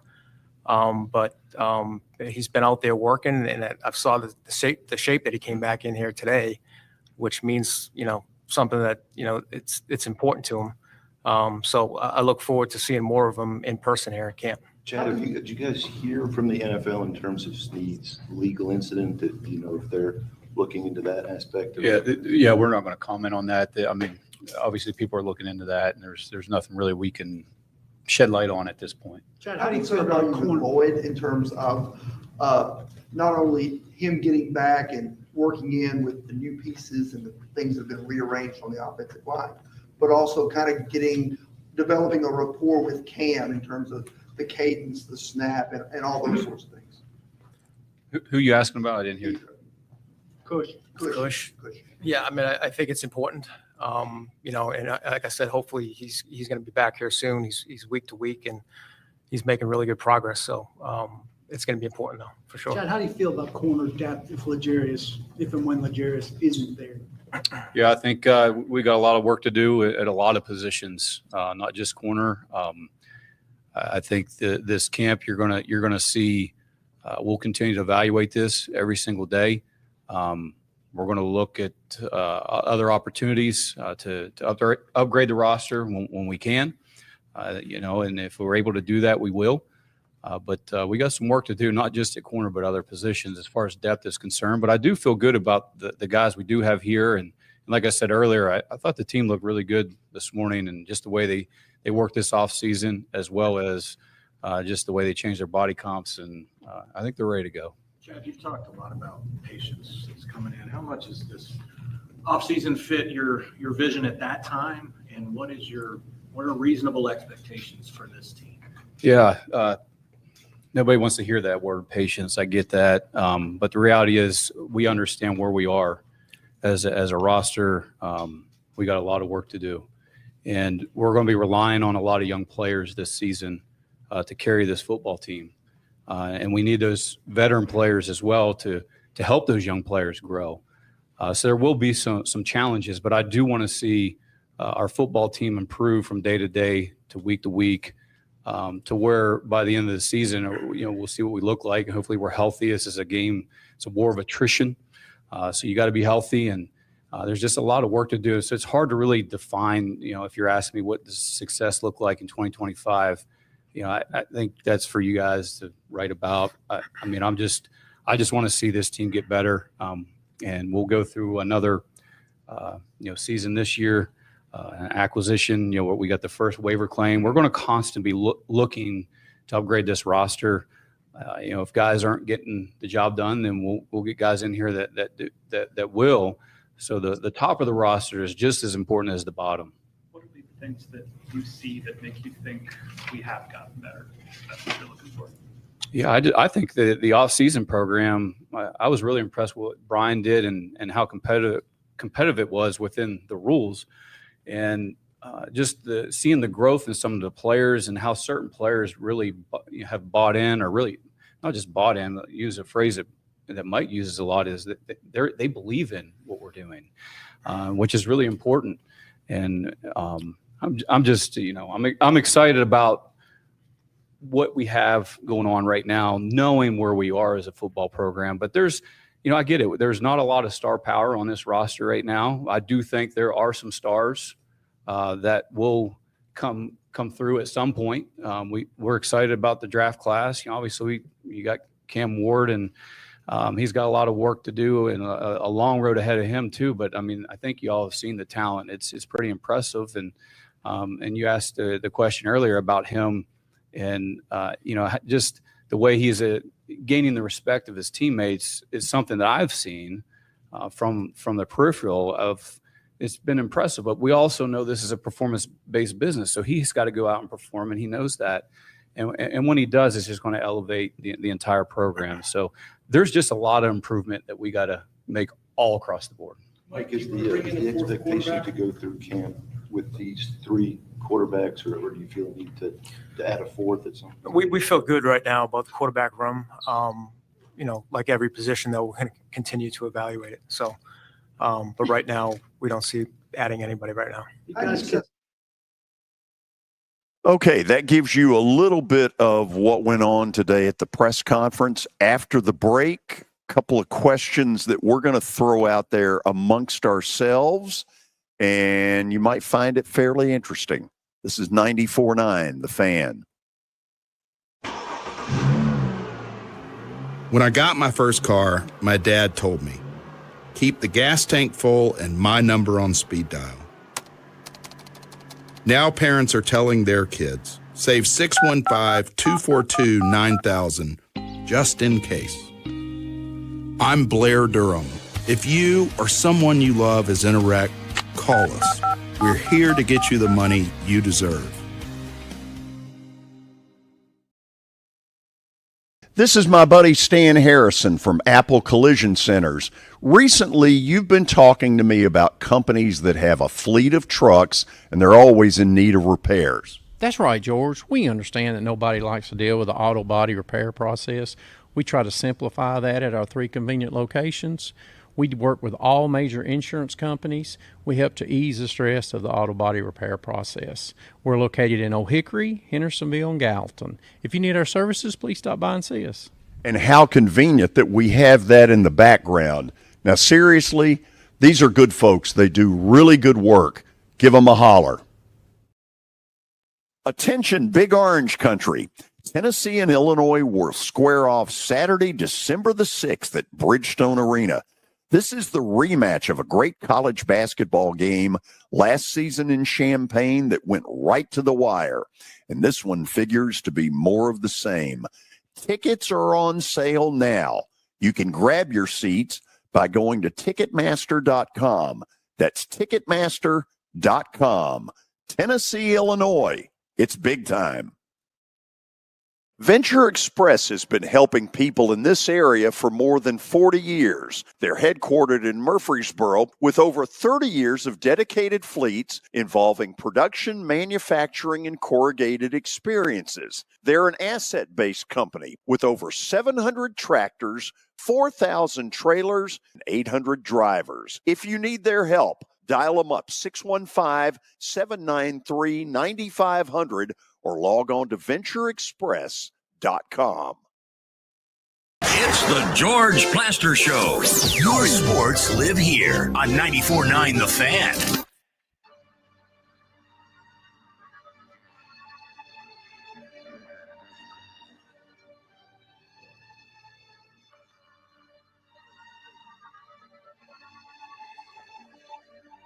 Well, as we wait for the punchline on the music, is there a punchline to that music? I think it just happened. Okay, well, that's exciting. So when Mike Borgonzi got hired as the GM, there was a lot of question about who's really running the ship, Mike Borgonzi or Chad Brinker. If Mike Borgonzi is truly the general manager, then why is Chad Brinker running that press conference? Well, why is he up there? I don't know that he's running. Why is he up there with him? I'm asking seriously. Borgonzi, this guy's not chopped liver. He came from an organization that has been kicking butt and taking names. Yeah. And it appears to me, Kelly, that he has agreed to the most bizarre arrangement where he's half a general manager. Yeah, George, I was thinking about that when I was listening to it. Why, when we had the picture up there, when Billy put the picture up there, why are both of them up there? Like, I don't understand. Usually it's a head coach and a general manager. If you got if you got two guys up there, that's usually what it is. So I'm not sure, and I don't know. It seems like it. If you're looking at it, it sends mixed signals to people about who's running the organization. Like, you've got to have an administrative side, you've got to have a football side, and we're talking about football. Administrative's kind of in the background. Director of football ops, accounting, all that stuff. That's kind of in the background, and it just seems like there's mixed signals there. And I don't know if he did agree to that. Who knows what went on behind closed doors? Who knows all that? But I don't think, if that is the case and it's truly the case, I don't think I would ever got myself into that situation. I want to be like, if I'm going to do it, I'm going to sink or swim on my own. Let me do it. And if I get fired, it's because I made bad decisions. But if it goes well, it's because I made good decisions. And I put people that I'm, that are capable of doing the job in the right spot. So I just, that's kind of a weird deal, but that seems to me, George, is like it's been for the last 2 decades. It's just a weird deal, a weird situation, and I don't know. That's a good question, and I don't know if I answered it, but I don't know what to say about that. On the Titans website, his biography reads, as president of football operations, a new role for the organization, Brinker provides executive leadership and direct oversight for the entire football staff, reporting directly to Amy Adams Strunk. This tells me that Amy wants Brinker in on essentially everything that Mike Borgonzi does. And I don't know if that's normal for a president of football operations, but this feels like Amy sends Brinker to all of these press conferences to be there and to, like you said, talk about the business and the operations side. This is not the last time this question's going to come up, because for most of us, it doesn't make any sense. No. To me, this is a press conference that's Borgonzi and Callahan. And while I'm not trying to tell them how to operate, Yeah, I guess I am. I mean, if Borgonzi is the general manager, when Floyd Reese was here, he didn't need some puppy dog running around behind him cleaning up his mess. It was Floyd Reese's show, and you knew it was Floyd's show. And I just think at some point, this has got to stop. Yeah, it's general manager and coach. That's the deal. General manager and coach. And every organization I've been in, like it was separate entities. Like you understood like the people that were in administration, you understood the people that were in football. And like, is he going to meetings? What all is he doing? Like it would be interesting to me to hear exactly. Like I never saw people from upstairs. Like they didn't come to practice. They were just upstairs doing their jobs. They were desk folks. They didn't do that kind of stuff. But I don't understand that. It's given two roles, which it just needs one, and that's a general manager. And you got to be able to hire the right guy to trust him of the football side of all this. And it's kind of weird. It's different to me. Here's where it causes trouble. Okay, think about when you were in school and you got sent to the principal's office for a certain piece of indiscretion. Whatever you did is going to get you 2 hours of demerits. And the principal says, this is the way it is. And little Eddie Haskell says, screw you. I'll go to the office of presidential operations and see if I can get a different answer. And so little Eddie marches in, gets a different answer from the other person, and now we're pitting them against each other. And I'll guarantee you players are sitting there going, if I ever have a situation, I'm going to play both against each other. Yes or no? Probably. That's tough, man. I don't know what they're doing, George. It sends mixed signals, and that's the whole thing. Like, you have to be confident in your decisions. You have to know, there's a black and white. There's no gray area in this. You got to know who to go to. You got to know who the general manager is, and like I've never heard of anything like this before. And I don't know if I'm Mike Borgonzi. I know everybody wants to be a general manager. I understand that, but like, that's a different situation that most teams don't deal with. Yeah. It's like telling me as a play-by-play guy years ago, we're hiring you as the voice of the Memphis State Tigers. And at this incredibly young age, this is great for you. But in the second half of the football game, the other guy will do it. Isn't that what it sounds like? I mean, that is what it sounds like. It's weird, man. I don't understand it. I just don't get it. That's a good point on Borgonzi you made earlier, though. Like coming from the Chiefs, he's not dumb, and he obviously came here knowing he could win with what they have set up, whether it's Cam Ward. But I just don't understand where Brinker fits in all of this. Well, I really don't understand why Borgonzi agreed to this. Yeah, he had a great situation in Kansas City. He's come to a place that's a dumpster fire with an owner who looks like she hadn't got a friggin' clue what she's doing. And why would he come here and agree to this kind of setup? I'm left kind of going, I don't get it. I remember being in Philly for that summer when I was up there and then got traded to the Minnesota Vikings. But Brett Veach, who is the general manager, I think, for the Kansas City Chiefs now, he was a young guy and he was kind of a nobody. And Andy Reid kind of, Andy Reid is kind of the glue that holds that stuff together. He taught Brett Veach. I'm sure they talk about that stuff, but like Mike Borgonzi's coming from that. He understands what wins football games. He understands how to go out and get talent and to evaluate talent. I just you hired him, let him do his job and see what he can do. Kelly, do you want to make money? I always want to make money. Yeah. Well, then you need to listen closely because I'm on a roll. I'm committed to giving the people what they need, which is winners. Excellent. 2 more are on the way. Absolutely. You could not be more right. This is 94.9 The Fan. Can't watch the race? We got you. I can't believe it. NASCAR lives on the Game Nashville Sports Network. Whether it's 102.5 The Game, 94.9 The Fan, or Sports Talk 830, you can hear it all. Just check theGameNashville.com for the full schedule. NASCAR lives here. Your sports live here on the Game Nashville Sports Network. Shop the tax-free holiday this weekend at Electronic Express for great back-to-school deals. Like an Asus VivoBook 15-inch R5 laptop, just $349.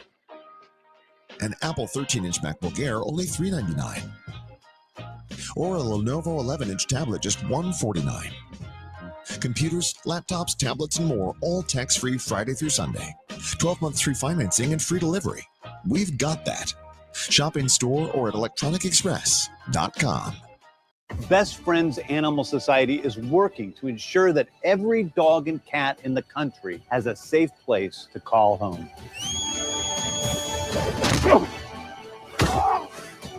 Home.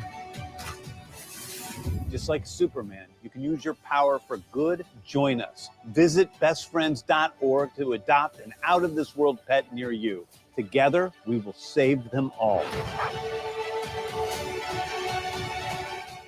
The International Brotherhood of Electrical Workers, Local 429, has a path to a dignified career. Are you a skilled electrician or lineman? Tired of dead-end, low-paying jobs? Local 429 is accepting applications for highly skilled electricians and linemen and is providing the best training in Middle Tennessee. They are the International Brotherhood of Electrical Workers, Local 429. Call them at 615-889-4429 or go online to ibew429.org. IBEW Local 429, the best training and training the best. This summer, the Legends of the West invite you to the Buffaloville Center of the West in Cody, Wyoming. 5 museums come alive with timeless Western art, heroic tales, and native cultures. Experience live birds of prey, crackling chuck wagon dinners, and behind-the-scenes adventures. Just 50 miles from Yellowstone's East Gate, our doors open wide to explorers young and old. One ticket grants you 2 days, enough time to let curiosity lead the way. Visit centerofthewest.org. It's the George Plaster Show. Your sports live here on 94.9 The Fan.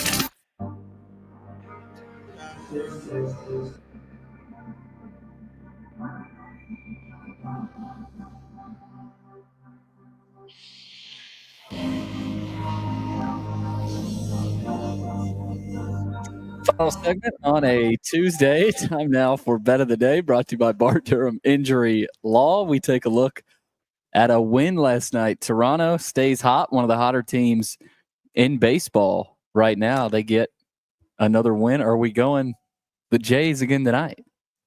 Oh, yeah. The Yankees made 2 critical defensive errors in the 5th inning where Toronto got most of their runs. A shortstop throwing error, a third base throwing error. Toronto is in the Yankees' head right now. And tonight, they go with Max Scherzer, who is a bulldog, who seems to me to be getting better. Toronto at home, I'm taking them until it doesn't work, minus 125 against the hideous Yankees. Go Blue Jays. And we have a second bonus play. We're taking the Cleveland Guardians, or as our president wants them to be, the Cleveland Indians. Where do you stand on that, George? The Indians. Okay, good. I'm just making sure. The Washington Redskins and Cleveland Indians. Let me be honest. This whole thing is phony as hell. Oh, yeah. Until all these teams started winning, you never heard anything. When the Braves sucked, you never heard anybody complaining about the nickname Braves. All of a sudden, they got pretty good, and there was a lot of stuff. True. Yeah.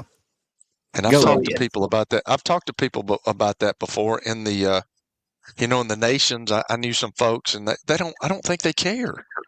I'm not convinced they do. Nobody either. cares. I just don't think this is as big an issue, but I'm open to learning some things. Further discussion. Okay. Absolutely. Kelly, we're done. Behave. Yes, sir.